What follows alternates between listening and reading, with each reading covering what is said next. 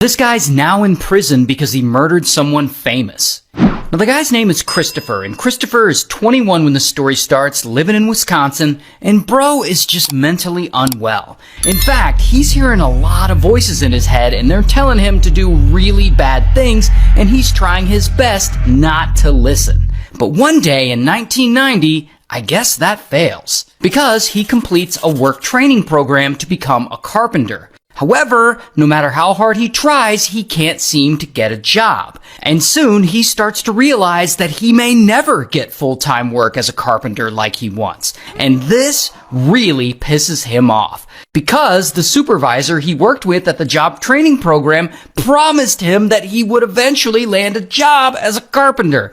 Not only that, Christopher, he's drinking a lot, he's been smoking a lot of Zaza, and this really isn't helping his mental condition. And this is where those voices in his head apparently start to take over. Because as all of this is going on, he decides he's gonna get revenge on the job training program for making him think that he could get hired somewhere. And so he grabs a pistol and he heads over to the job training office. And there, boom, he confronts the supervisor and the manager. And he points the pistol at them and he demands that they give him some money. But the supervisor, he doesn't have much money. So he just gives them the $15 that he does have. And I guess this isn't enough for Christopher, and so, blam, he unalives him right there. And so then the manager starts freaking out, and he's like, here's $3,000 and all my credit cards, please don't shoot me. And I guess this actually is good enough for Christopher because he suddenly leaves, allowing the manager to live. And immediately the manager calls the police, and the police start looking for Christopher, and bam, they find him and arrest him.